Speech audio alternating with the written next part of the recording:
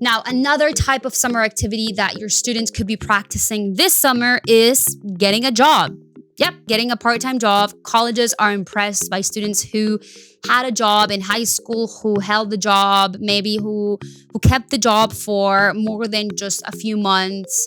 If it's the summertime and if it's a summer job, that's different. But even this, I know we're talking about summer activities, but even having a job throughout the year, a part-time job or a weekend job, that's going to be pretty impressive, because if you have a job where you are obviously earning money, but you also are having all these different responsibilities, your student has this on top of having a good GPA, having good test scores. That is also going to be something that looks pretty attractive to colleges. Now, keep in mind also that having a job or having a work history will demonstrate to colleges that the student has initiative and that they are responsible individuals, right? That's why getting a job can be so beneficial to students, because it's not only about, oh, the student has a job.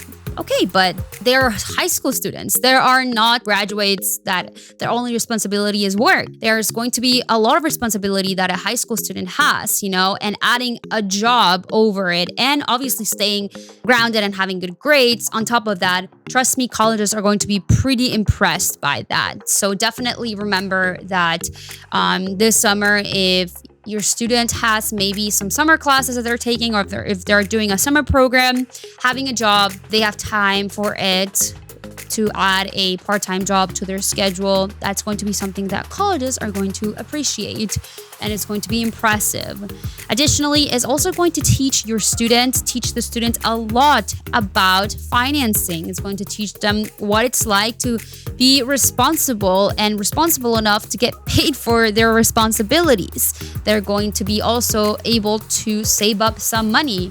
When I was in high school and I actually had 2 summer jobs, it was amazing. It was amazing to have my own income. Of course, it was a part-time job as a high schooler, but it was still a great way for me to start budgeting my money and to start, purchasing things that I liked, purchasing things that I needed on my own. And it did teach me a lot about hard work paying off in a different way, because in school, the student can do hard work and they get paid off with good grades, and eventually they get into a good university. But once you're seeing that monetary award or reward for doing your job, it's something that really does help form a student or form a teenager beyond the classroom. And additionally, the student is going to have a lot of skills that they're going to be able to use in the future, right? So definitely remember that this is another option. Now, also, if a student is doing a bunch of other summer activities, such as being part of a sports team, maybe doing a summer program, or maybe doing some of the other activities that we will talk in just a second, maybe having a job won't be a priority or wouldn't be ideal, right? You don't want to oversaturate your student, or if you're a student watching this, you don't want to oversaturate yourself, right, with a bunch of activities. So definitely keep this in mind. It is the summertime, so it's all about balance. Alrighty? All right, so that was our second example of a summer activity. Now moving on to our third example of a summer activity that students can do. It's